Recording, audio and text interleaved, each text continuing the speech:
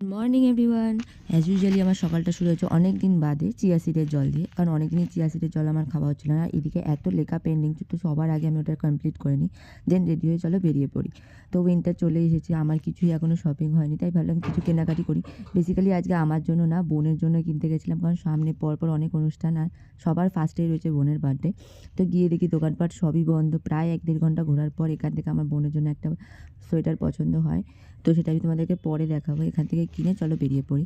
বেরোতে না বেরোতে দেখি সব দোকানপাট খুলে গেছে। এখান থেকে আরও অনেক কিছু কেনাকাটা করে চলে যাই আমরা খেতে। শ্যামবাজার গেছি, পাপড়ি চাট খাবো না তা তো হয় না। এখানের এই পাপড়ি চাটটা আমাদের ফেভারিট, মানে যতবারই আসি আমরা খাবোই। তার বেলা অনেক হয়ে গেছিলো, তার জন্য 1 প্লেটই নিয়েছিলাম আমি আর মা। এখান থেকে খেয়ে চলে আসি সোজা বাড়িতে। এত ক্লান্ত হয়ে গেছি সকাল থেকে যে এসে খেয়ে দিয়ে আমি ঘুমিয়ে পড়ি।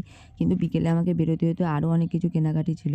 তো বেরিয়েও পড়েছিলাম, কিন্তু এতটাই কপাল খারাপ, যেতে না যেতেই দেখি দোকানটা বন্ধ, তাই আজকে আর কেনা হলো না।